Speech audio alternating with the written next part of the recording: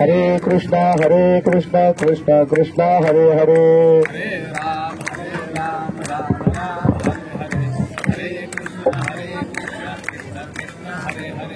हरे राम राम राम हरे हरे हरे कृष्ण कृष्ण कृष्ण हरे हरे हरे राम राम राम हरे हरे हरे कृष्ण कृष्ण कृष्ण हरे हरे हरे राम राम राम हरे हरे हरे कृष्ण कृष्ण कृष्ण हरे हरे हरे राम राम हरे हरे हरे कृष्ण कृष्ण कृष्ण हरे हरे हरे राम राम हरे हरे हरे कृष्ण कृष्ण कृष्ण हरे हरे हरे राम राम हरे हरे हरे कृष्ण कृष्ण कृष्ण हरे हरे पुंडलीक वरदा हरी विठ्ठल श्री ज्ञानदेव तुकाराम पंढरीनाथ भगवान की जय माऊली ज्ञानेश्वर महाराज की जय जगद्गुरु तुकाराम महाराज की जय. मी सगळ्यात प्रथम सांगते मला लय भीती वाटते इथे बसले.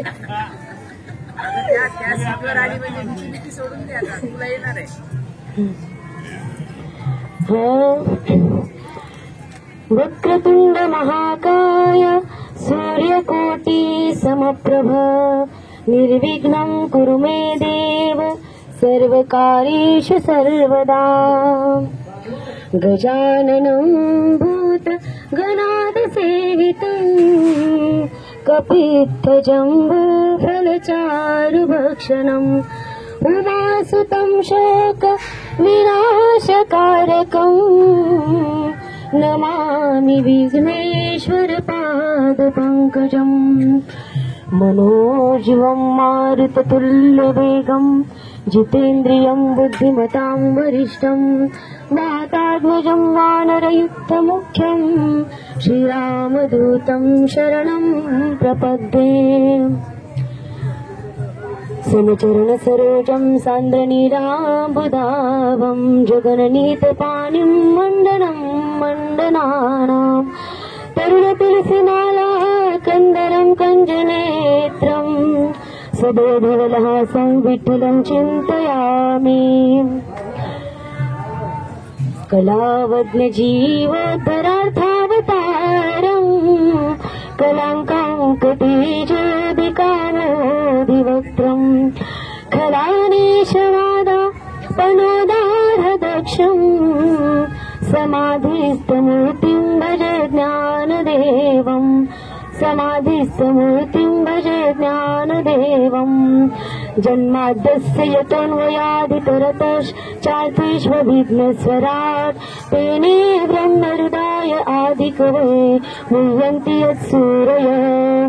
तेजो वारिमृदां यथा विनिमयो यत्र त्रिसर्गो मृषा धाम्ना स्रेण सदा निरस्तकुहकं सत्यं परं धीमहि. काय बोलू? सर्वप्रथम रामकृष्ण हरी. मी आज प्रथमतः प्रवचन करते. आतापर्यंत मी एकही प्रवचन केलेलं नाही, त्यामुळे मला थोडीशी भीती वाटते. तुम्ही सांभाळून घ्यावं मला. जाऊ देवाची गावा जाऊ देवाची गावा देव देईल विसावा. देवा सांगू सुख दुःख देव निवारील भूक. घालू देवाशीच भार देव सुखाचा सागर. देवा सांगू सुख दुःख देव निवारील भूक. राहो जवळी देवापाशी आता जोडोनी पायाशी. देवा सांगू सुख दुःख देव निवारील भूक. तुका म्हणे आम्ही बाळे या देवाची लढी बाळे. देवा सांगू सुख दुःख देव निवारील भूक. प्रस्तुत अभंगामध्ये जगद्गुरु तुकोबाराय भगवंताला शरण जाण्याचा संकल्प करतात. भगवंताच्या भेटीची इथे तुकोबाराय आस व्यक्त करतात. हा तुकोबारायांचा स्थित प्रकरणातील अभंग आहे.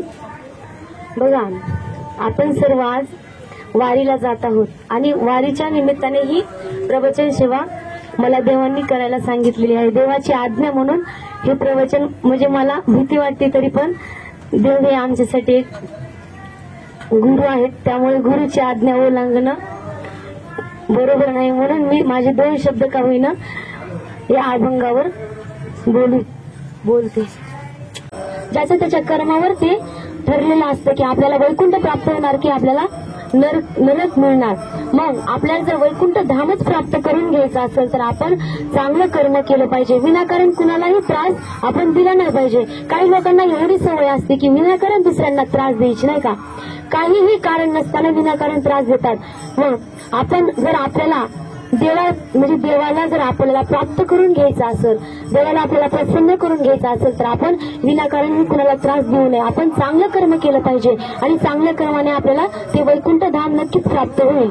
मग भगवंताचे वैकुंठ धाम हे गावच आहे. आता आपल्याला वैकुंठाला आपण कर्म मार्गाने जाऊ शकतो. आता पंढरपूरला आपल्याला जायचं असेल तर आपण कर्म मार्गाने, आपण उपासना मार्गाने पंढरपूरला जाऊ शकतो. आताची आपण पंढरीची वारी करतो ती उपासनाच आहे आणि आपण त्या पंढरपूरला जातोय, म्हणजे आपण त्या पांडुरंगाला भेटायला जातोय. मग असं म्हणतात की पंढरपूरला गेल्याच्या नंतर आपल्याला काय भेटणार आहे? विश्रांती भेटणार आहे, विसावा भेटणार आहे. आपला हा जीव कसा आहे? 3 तापांनी पीडित आहे. कोणते ताप आहेत ते? आध्यात्मिक, आधिदैविक आणि आधिभौतिक. आता आध्यात्मिक ताप कोणते आहेत? तर जे शरीराच्या संबंधाने उद्भवतात ते आध्यात्मिक ताप आहेत. जे आता आधिदैविक ताप म्हणजे देवाच्या संबंधाने आपल्याला उद्भवणारे जे ताप आहेत ते त्याला आधिदैविक ताप म्हणतात. आणि आधिभौतिक म्हणजे जीवाकडून जीवाला होणारा त्रास म्हणजे आधिभौतिक. मग आपल्याला या 3ही तापांपासून जर मुक्ती पाहिजे असेल तर आपण त्या देवाच्या गावाला जायचं आहे. कोणत्या? त्या पंढरपूरला जायचं आहे. तिथे आपल्याला तो भगवंत विसावा देणार आहे. मग तुकोबाराय म्हणतात की तुका म्हणे धावा आहे पंढरी विसावा. त्या पंढरपुरामध्ये आपल्याला गेल्याच्या नंतर काय भेटणार आहे? विश्रांती भेटणार आहे. असं म्हणतात, विठोबा विसावया विसावया पडो देवी पाया. आता विठ्ठल आमचे जीवन, आगम निगमाचे स्थान, विठ्ठल सिद्धीचे साधन, विठ्ठल ध्यान विसावा. विठ्ठल काय आहे? विसावा आहे. म्हणून आपल्याला त्या पंढरपूरला जायचं आहे. म्हणून आपण त्या देवाच्या गावाला जायचं म्हणण्यापेक्षा आपण जात आहोत, नाही का. आपल्याला तिथं विसावा घ्यायचा आहे म्हणून आपण त्या पंढरपूरला जायचं आहे. मग आता तिथं गेल्याच्या नंतर, पंढरपूरला गेल्याच्या नंतर आपल्याला तिथं काय करायचं आहे? तर पंढरपूरला गेल्याच्या नंतर आपल्याला तिथं भगवंताला त्या काय सांगायचं आहे? अभंगाच्या 2 चरणामध्ये तुकोबाराय सांगते, देवा सांगू सुख दुःख, देव निवारील भूक. त्या भगवंताला आपलं काय सांगायचं आहे? आपण सुख सांगायचं आहे, दुःख सांगायचं आहे. मग आपण सुख, आपलं दुःख कुणाला सांगतो? जे आपले जवळचे असतात, मित्र असतात. आपण आपलं दुःख कुणाला सांगतो? आपल्या एकदम जवळच्या मित्राला किंवा मैत्रिणीला. तसं आपल्या शरीराचं, म्हणजे जो माणसाची जो संबंध आहे तो कसा संबंध आहे? शरीराचा आहे. परंतु आपण भगवंताशी जो आपला संबंध आहे तो कसा आहे? अंतःकरणातून आहे. म्हणून भगवंत आपला कसा आहे? जीवलग आहे. मग आपण त्या भगवंताला आपलं सुख दुःख सांगायचं आहे. मग आता भगवंत आपला कोण आहे? जीवलग आहे. आपण आपलं सुख असणारं, दुःख असणारं आपण आपल्या भगवंताला सांगितलं पाहिजे. आता आजकाल काय लोक करतात की आपलं दुःख कुठे सांगावं हे आपल्याला कळत नाही. आपण जर आपलं, म्हणजे आपलं ज्याला आपलं काही देख होत नाही याच्याजवळ जर आपण आपलं सुख सांगत बसलो तर काय होईल? ते तिथं म्हणजे ते माणसं आपल्यावर जळणारे असतात. तिथं आपण आपलं सुख सांगितलं पाहिजे का? नाही. आपण म्हणजे जिथं नको तिथं आपण त्या गोष्टी सांगितल्या नाही पाहिजे. आपलं दुःख जर आपण एखाद्याला सांगत बसलो तर आपण, ते म्हणतात की असं की ते आपले दुःख रडून आपल्याजवळ रडून ऐकतात आणि बाहेर गेल्याच्या नंतर त्या दुःखाचा पसारा करतात आणि दुसऱ्यांना तेच दुःख आपलं ते हसू सांगतात. म्हणून आपलं दुःख हे आपण इतर कुणालाही न सांगता आपल्या भगवंताला सांगितलं पाहिजे. मग ते सुख असो, दुःख असो, काही असो, आपल्या भगवंताजवळ ते व्यक्त केलं पाहिजे. आपण आपल्या देवाला ते दुःख सुख सगळं सांगितलं पाहिजे. मग तो भगवंत आपलं दुःख काय करतो, निवारण करतो, त्या दुःखाचं आपलं समाधान करतो. मग एवढंच नाही तर भगवंत आपले आता देवा सांगू सुख दुःख देव निवारील भूक. आता देव कुणाची भूक निवारतो? आता प्रत्येक जीवाची. आता भुकेचे किती प्रकार? 6 प्रकार आहेत. आता भूक कोणत्या कोणत्या प्रकारची आहे? अन्नाची भूक आहे, संपत्तीची, कुणाकुणाला संपत्तीची भूक असते, कुणाकुणाला विषयाची भूक असते, कुणाला पदाची भूक असते, कुणाला ज्ञानाची भूक असते आणि कुणाला भगवंताच्या भेटीची भूक असते. मग आता अन्नाची भूक बघा, आपण अन्नाची भूक देखील भगवान परमात्मा आपली भागवतो. जेव्हा बाळ हे आपल्या आईच्या उदरामध्ये असतं तेव्हा भगवंत काय करतो, आता उदरामध्ये बाळ हे 9 महिने कसं राहतं, न खाता पिता कसं राहतं, आईच्या जेवणामार्फत, आईच्या खाल्लेल्या अन्नामार्फत भगवंत त्याचं अन्न म्हणजे भरण पोषण करतो. एवढंच नव्हे तर आता जन्मलेल्या बाळाला आता दात असतात का तोंडामध्ये? नसतात. जन्मलेल्या बाळाच्या म्हणजे भुकेची सोय भगवंताने कशी केलेली आहे? आईच्या दुधामार्फत देवाने त्या बाळाची सोय अन्नाची केली आहे. म्हणून भगवंत जे अन्नाची भूक भागवतो, आपली देखील अन्नाची भूक भगवंत भागवतो. मग तरी देखील आपण त्याला आठवतो का? नाही. असं कारी नाट ऋषी कृपाळू देवाशी पोषितो जनाशी एकला. तो एकला भगवंत आहे की तो जगाला पोषत आहे, तरी देखील आपण त्याची आठवण करतो का? करत नाहीत. आता भगवंत सर्व जगाला पोषतो म्हणून त्याला काय म्हणतात की विश्वंभर म्हणतात. विश्वंभर का म्हणतात? कारण तो जगाचं भरण पोषण करतो. कुठल्या देवाचं नाव निघतं? विठ्ठलाचं, नाही का? मग वारकऱ्याचा देव कुठला आहे? तर पंढरपूरचा पांडुरंग परमात्मा हा वारकऱ्यांचा देव आहे. मग तुकोबरा अभंगाच्या प्रथम चरणामध्ये त्या देवाच्या गावाला जायला सांगतात की तिथे काय आहे? पंढरपूरचा पांडुरंग आहे आणि तिथे गेल्याच्या नंतर काय मिळणार आहे? आपल्या जीवाला विसावा भेटणार आहे. मग जाऊ देवाची या गावा, देव देईल विसावा. आता विसावा कुठं भेटतो? देवाच्या गावातच भेटतो, नाही का? देवाजवळच विसावा आहे. म्हणून तुकोबरा अभंगाच्या प्रथम चरणामध्ये सांगतात जाऊ देवाची या गावा, देव देईल विसावा. मग आता माणूस कसा आहे? नेहमी फिरता राहतो, नाही का? माणूस काही लोकांना तर एवढी सवय असती या गावावरून त्या गावाला जाणं, त्या गावावरून या गावाला जाणार, सारखं ते फिरत राहत असतात. त्यांना असं म्हणजे काही लोक असं असतात की त्यांना एखादा व्यक्ती आलेला आवडत नाही, तरी देखील त्या माणसाला ते कळत नाही, ते तिथे जातो. मग आपल्याला हे पण कळलं पाहिजे की आपण कुठे गेलं पाहिजे आणि कुठे नाही गेलं पाहिजे. आता यामध्ये प्रकार पडतात.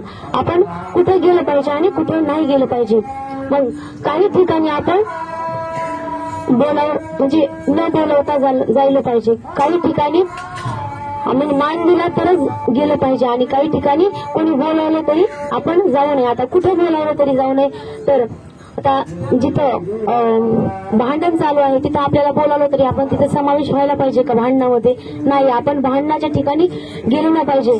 कुठेतरी आपण आता दारू लोक पितात, म्हणजे दारू पितानी आता मित्राला बोलवतो तर तिथे आपण गेलं पाहिजे का? नाही. जेवढे वाईट मार्ग आहेत त्या वाईट ठिकाणी माणसाने गेलं नाही पाहिजे. आता मग कुठं आपल्याला म्हणजे मान दिला तरच गेलं पाहिजे.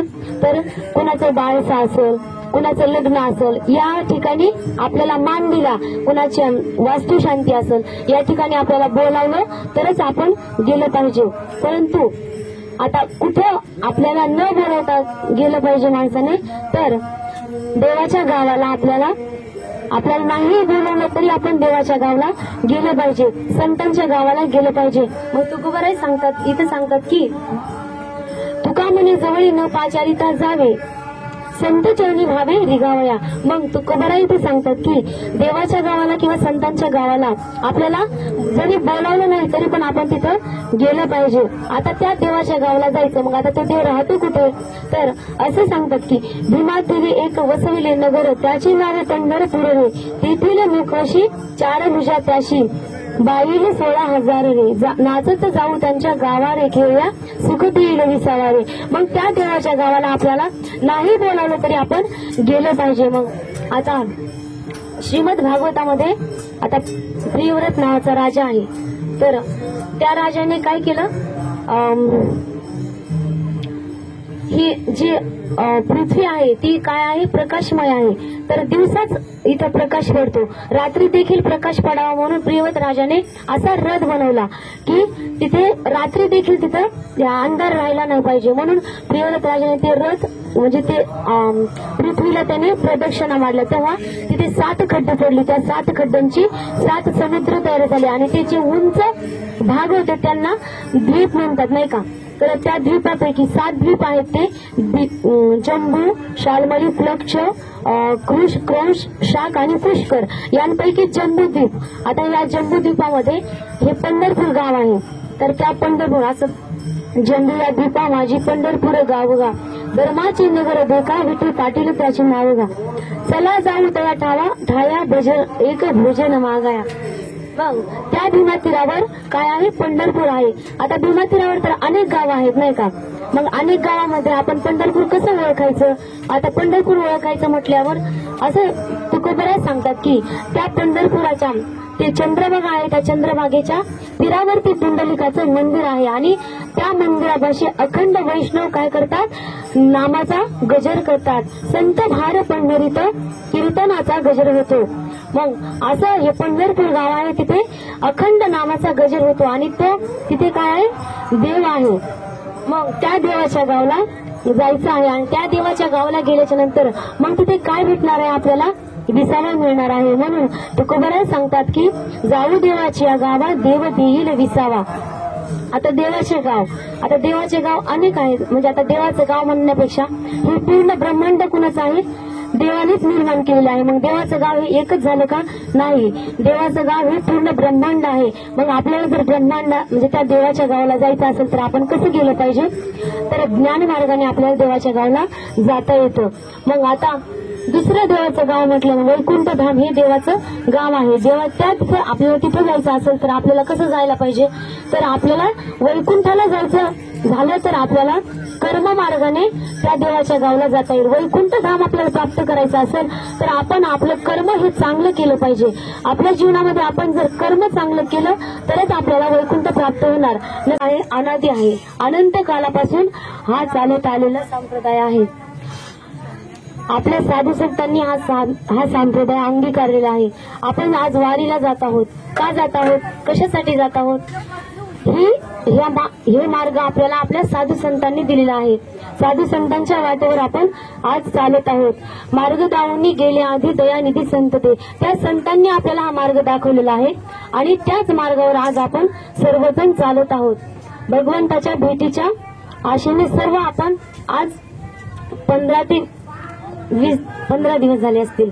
आज आपण सर्व वारीमध्ये चालत आहोत. ऊन पाऊस कशाचीही आपल्याला पर्वा नाहीये. उन्हामध्ये आपण चालतो, पाऊस असला तरी आपण कुठेही झोपतो, कसंही राहतो, परंतु आपल्याला कुठलाही आता एवढं चालतो तरी आपल्याला थकवा येतो म्हणा, कारण जीव आहे माणूस नाही का, शेवटी जीव आहे, जीवाला थकवा येणारच. परंतु त्या भगवंताच्या भेटीच्या आशेने आपण तो थकवा आपला नाहीसा होतो, कारण आपल्याला त्याला भेटीची ओढ लागलेली आहे.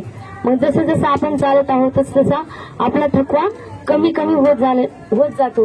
आता आपण खूप जवळ आलो आहोत भगवंताच्या, जवळपास आता वाखरीच्या नंतर पंढरपूर. आता आपला वारकरी संप्रदाय कसा आहे, तर संतांनी अंगीकारलेला आहे. सर्व संतांनी आपल्याला हा मार्ग दाखवलेला आहे.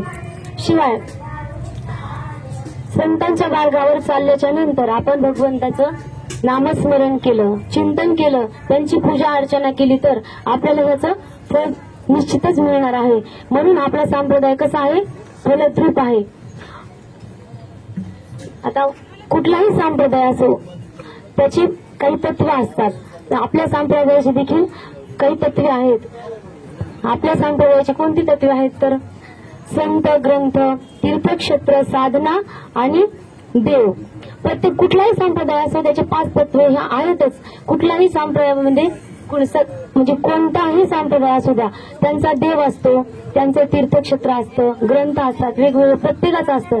तसं काही संप्रदाय असे असतात की ते देवाला मानत नाहीत. आता आपण उत्तर भारतामध्ये गेल्याच्या नंतर आर्य संप्रदाय आहे, तो देवाला मानत नाही. म्हणून असे काही संप्रदाय जे देवाला मानत नाही ते कसे आहेत, अपूर्ण आहेत. परंतु ज्या संप्रदायामध्ये या 5 तत्वांचा समावेश आहे. ते संप्रदाय कसे आहेत? पूर्णत्व आहे. तसा आपला वारकरी संप्रदाय हा पूर्णत्व आहे, कारण आपल्या संप्रदायामध्ये ही 5 तत्वे आहेत.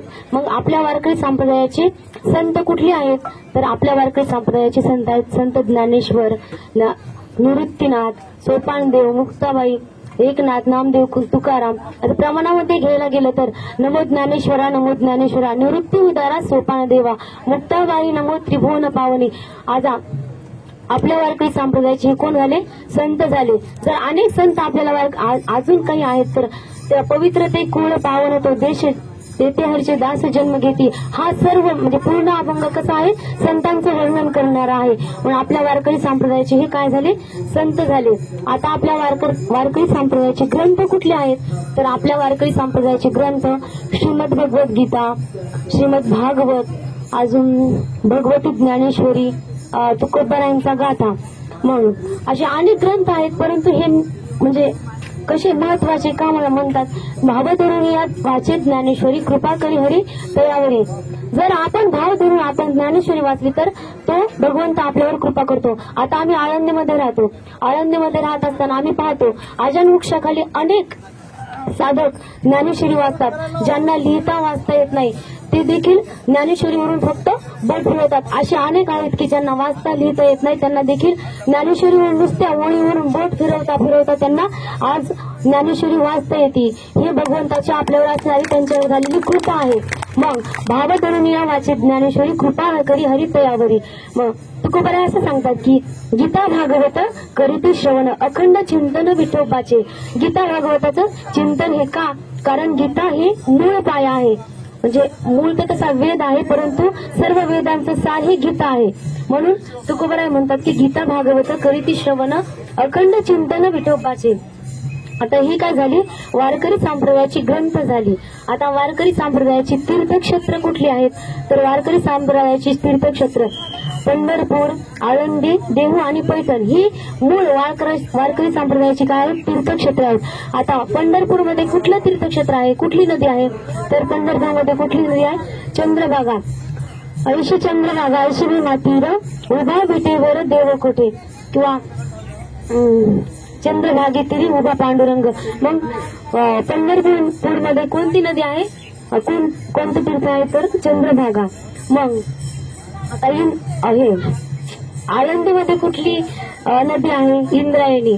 मग असं सांगतात की इंद्रायणी स्नान करीती प्रदक्षिणा, तुटती यातना सकळ त्यांच्या.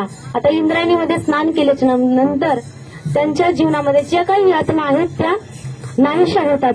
मग ही काय झाली? वारकरी संप्रदायाची तीर्थक्षेत्र झाली. आता देहूमध्ये पण इंद्रायणीच आहे आणि पैठणमध्ये गोदावरी. मग आता वारकरी संप्रदायाची साधना कुठली आहे? वारकरी संप्रदायाची साधना पंढरीची वारी, व्रत एकादशी करणे, सोमवार करणे, उपासना कुठले? नामस्मरण करणे ही वारकरी संप्रदायाची साधना आहे. मग वारकऱ्यांनी ही साधना केली पाहिजे. आता आपण पंढरपूरची वारी करतोय, आता ही एक प्रकारची आपली साधनाच आहे. आपण उपासना करतोय नाही का? मग आपण पंढरीला जातोय, मग आपण काय करतोय? ही साधना आहे वारकऱ्यांची. आता वारकऱ्यांची साधना झाली. आता वारकऱ्यांचा देव कुठला काय करतो? भरण पोषण करतो. मग एवढंच नव्हे तर तो भगवान परमात्मा सर्व जगाला सांभाळतो. आता ही काय झाली? अन्नाची भूक. अन्नाची भगवंत भूक भागवतो. मग आता दुसरी भूक कुठली आहे? तर दुसरी भूक आहे संपत्तीची. आता संपत्तीची भूक कुणाची भगवंतांनी भागवली? तर संपत्ती कुणाला पाहिजे होती? तर सुग्रीव नावाचा राजा. आता रामायणामधलं उदाहरण आहे. सुग्रीव नावाच्या राजाला भगवंताने किष्किंधा नगरी दिली, किंवा आता विभीषणाला देखील लंका दिली. मग भगवंत हा कशाची? संपत्तीची भूक देखील भागवतो. सुदाम ब्राह्मण आपल्याला माहिती आहे. सुदामा ब्राह्मण कसा होता? एकदम दारिद्र्य होता. तरी देखील भगवंतांनी त्यांना काय दिलेली आहे? सोन्याची नगरी. कशा बदल्यात दिली? मुठभर पोळ्यासाठी भगवंताने सुदामाला सोन्याची नगरी दिली. मग भगवंत संपत्तीची भूक देखील भागवतो. आता तिसरी भूक विषयाची. आता विषयाची भूक बघा, एकदा काय झालं? महाविष्णू हे स्वर्गात आले. स्वर्गात आल्याच्या नंतर इंद्रदेवाने महाविष्णूंची म्हणजे आधी आतिथ्य चांगल्या प्रकारे केलं. मग विष्णू इथे इंद्रदेवावर प्रसन्न झाले. आता इंद्रदेवाला विष्णूंनी प्रसन्न होऊन इंद्रदेवाला म्हणाले की तुला काय पाहिजे ते माग. तेव्हा इंद्रदेव हा कसा आहे, भूभूमीचा राजा आहे. म्हणून इंद्रदेवाने भगवंताकडे काय मागितलं की भगवंताला इंद्रदेव म्हणाले की भगवंत मला तुम्ही एक सुंदर स्त्री द्या. तेव्हा भगवंताने हजारो अशा सुंदर एकाच एक असणाऱ्या स्त्रिया इंद्रापुढे ठेवल्या. तेव्हा इंद्राने त्यातली एक स्त्री निवडली. ती कोणती होती, उर्वशी. आता भगवंत विषयाची भूक देखील भागवतो. इंद्राची विषयाची भूक देखील भगवंताने भागवली. मग आता चौथी पदाची भूक. आता पदाची भूक कुणाला होती, तर पदाची भूक आपण श्रीमद भागवतामध्ये ध्रुव बाळाचं चरित्र आलेलं आहे. तर ध्रुव बाळाला म्हणजे काय, तो आपल्या बापाच्या मांडीवर बसला असताना त्याच्या सावत्राईने त्याला मांडीवरून जसं ढकललं. तेव्हा ध्रुव बाळ खूप रागामध्ये होते आणि रागामध्ये असताना त्यांना काय त्या मांडीवर बसायचं होतं फक्त, नाही का. मग ते मांडीवर म्हणजे त्याच्या आईने ढकलल्याच्या नंतर मग त्याच्या आई काय म्हणाली त्याला की तुला जर बापाची मांडी पाहिजे असेल तर तू काय कर, वनामध्ये जा आणि तपश्चर्या कर. तपश्चर्या करून तू भगवंताला प्रसन्न करून घे. आणि एवढंच नव्हे तर प्रथमतः माझ्या पोटी तुला जन्म घ्यावा लागेल, तेव्हाच तुला ही बापाची मांडी मिळेल. तेव्हा ध्रुवबाळ हे वनामध्ये गेले आणि तपश्चर्या करत होते. तपश्चर्या केल्याच्या 6 महिन्यामध्ये त्यांनी भगवंताला प्रसन्न करून घेतलं. आता प्रसन्न केल्याच्या नंतर भगवंत त्यांना प्रसन्न झाले. प्रसन्न होऊन भगवंताने त्यांना आता बापाचीच मांडी नाही तर अढळ असणारं सूर्यचंद्रासारखं म्हणजे असं अढळ पद भगवंतांनी कुणाला दिलं, ध्रुव बाळाला दिलं. तर त्यासाठी ज्ञानोबा एवढे करतात की तो वना आला याची लागी जे बैसा वया पिते यांची उत्संगी की ती चंद्र सूर्याभिकान परिस जगीश लागू केला. मग ध्रुव बाळाला पदाची भूक होती म्हणून ध्रुव बाळाची पदाची भूक भगवंताने भागवली. मग आता भगवंत हा पदाची भूक देखील पूर्ण करतो. आता ज्ञानाची भूक कुणाला होती, ज्ञानाची भूक ही उद्धवाला लागली होती. मग उद्धवाला भगवंताने श्रीमद भागवत रूपी ज्ञान सांगितलं. आता अजून अर्जुनाला देखील जेव्हा कुरुक्षेत्रावर युद्ध चालू असताना अर्जुनाला मोह झाला होता की मी ज्यांच्यासोबत युद्ध करतो हे माझे कोण आहेत, नातलग आहेत, माझे जवळचे आहेत, हे सगळे आहेत. मग हा अर्जुनाला मोह झाला असता भगवंताने काय केलं, भगवंताने अर्जुनाला तिथं गीतेचं ज्ञान दिलं. ही अर्जुनाला लागलेली म्हणजे भूक नव्हती परंतु अर्जुनाला मोह झाला म्हणून भगवंताने त्याला ज्ञान दिलं. म्हणजे गीता सांगितली आणि भगवंताने अर्जुनाला ज्ञान देऊन म्हणजे ज्ञानाची भूक थोडक्यात भगवंताने अर्जुनाची भागवली. ही झाली ज्ञानाची भूक. आता देवदर्शनाची भूक कुणाला आहे हो, देवदर्शनाची भूक ही फक्त आणि फक्त साधकांना असते, आदर कुणालाही नसते. साधक असतात त्यांना देवाच्या दर्शनाची आस असते. मग भगवंत आता भगवंताच्या भेटीची भूक ही. आता तुका म्हणे भूक तुझी पहावया मुख किंवा तुका म्हणे मज दाखवी श्रीमुख हरले या भूक डोळ्यांची. असे अनेक प्रमाण आहेत की भगवंताची म्हणजे भेटीची भूक असणारे. तुका म्हणे कान्हा भूक लागली नाही ना, तुका म्हणे पाहता श्रीमुख सुखावली सुख डोळ्यांची भूक नवजे माझ्या. असे कितीतरी प्रमाण आपल्याला पाहता येतील की भगवंताच्या भेटीची भूक असणारे. मग जर आपल्या अंतःकरणात तीव्र तळमळ असेल भगवंताच्या भेटीची तर भगवंत ती भूक देखील आपली पूर्ण करतो. आज आपण पंढरीच्या वारीमध्ये जात आहोत, ती आपल्याला लागलेली एक प्रकारची भूक आहे आणि ती भगवंत आपली भूक पूर्ण म्हणजे आपल्याला कुठल्याही प्रकारचा आपल्यावर आज आपण किती दिवस झाले चालत आहोत तरी आपल्याला पायाला काटा देखील अजून टोचला नाही. मग हे भगवंताने आपल्यावर केलेली काय आहे, कृपा आहे. आणि ती भगवंत आपली भूक म्हणजे आपल्याला लागलेली दर्शनाची लालसा आहे, जी भूक आहे ती भगवंत आज आपली कधी जे या 2 दिवसात ती पूर्ण करणारच आहे. मग आता ही वाढ आता मला हे ना याच्या पुढं बोलता येत नाहीये. मग आपण त्या भगवंताच्या भेटीला जात आहोत आणि तिथे आपल्याला विसावा मिळणार आहे. मग आपण तिथे जाऊन विसावा घ्यायचा आहे का भगवंताला आपल्या जीवनातलं सुख दुःख आपण सांगायचं आहे. ते आपल्याला जी काही आपली म्हणजे मनातली इच्छा आहे ती देखील भगवंत पूर्ण करणार आहे. म्हणून आपण त्या भगवंताजवळ जायचं आहे. राहो जवळ देवापाशी हाता जोडली पायाशी. त्या भगवंताजवळ आपल्याला जाऊन त्याच्या चरणाजवळ आपल्याला काय करायचं आहे, हात जोडून त्याच्या पायाशी वंदन करायचं आहे आणि आपली जी काही मागणी आहे, आता लोक भगवंताला नको ते मागतात नाही का, मला मुलगा दे, मुलाचं लग्न होऊ दे, अशा नको नको त्या गोष्टी भगवंताजवळ मागितल्या पाहिजे का? नाही. भगवंताजवळ आपण काय मागितलं पाहिजे? हे भगवंता, माझ्या जीवनामध्ये मला तुझ्या नावाशिवाय नामाचा काय लागू दे, छंद लागू दे, आणि तुमचा मला ध्यास लागू दे, असं भगवंताकडे आपण मागितलं पाहिजे. पण आपण ते न मागता आपण संसाराच्या गोष्टी भगवंताकडे करतो. संसाराच्या गोष्टी या मागितल्या पाहिजे का भगवंताकडे? नाही. परंतु आपण त्या संसाराच्या गोष्टी भगवंताकडे मागतो. मग तुकोबरा अभंगाच्या शेवटच्या चरणामध्ये भगवंताचा आणि तुकोबरांचा संबंध सांगतात. आता तुका म्हणे आम्ही बाळे, देवा तुझी लढी वाळे. मग आता इथे भगवंताचा आणि तुकोबरांचा संबंध तुकोबराय व्यक्त करतात. आता बघा, संबंधांचे किती प्रकार आहेत, संबंधाचे देखील प्रकार पडतात. दास्यभाव, सख्यभाव, कांतभाव, वात्सल्यभाव. आता जर देव आपला मित्र असेल तर हा काय झाला? सख्यभाव झाला. जर देव आपला पती असेल तर आपण त्याची पत्नी असू तर हा काय झाला? हा. मग देव जर आपला मालक असेल, आपण त्याचे नोकर असेल तर दास्यभाव. मग देव जर आपली आई असेल आणि आपण त्याचा लेकरू असेल तर हा काय झाला? वात्सल्य भाव झाला. मग भगवंताकडे तुकोबरांनी हा शेवटच्या चरणामध्ये काय काय सांगितलेलं आहे तर भगवंताचं आणि तुकोबरांचं नातं हे कसं आहे? माय आणि बापाचं. आता माय आणि बाप हे कशा असतात?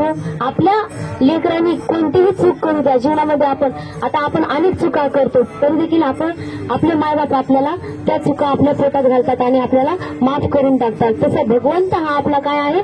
मायबाप आहे. आणि आपण आपल्या जीवनामध्ये कितीही मोठं पाप करू, काहीही चुका करू, परंतु भगवंत आपल्या चुका काय करणार आहे? त्याच्या पोटामध्ये घालणार आहे. आणि तुकोबरा या शेवटच्या चरणामध्ये तुकोबरांचं आणि भगवंताचं नातं कसं आहे? माय आणि लेकराचं आहे असं दाखवतात.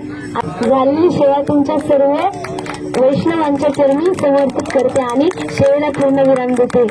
पुंडलिक वरदा हरी विठ्ठल श्री ज्ञानदेव तुकाराम पंढरीनाथ भगवान की जय. माऊली ज्ञानेश्वर महाराज की जय.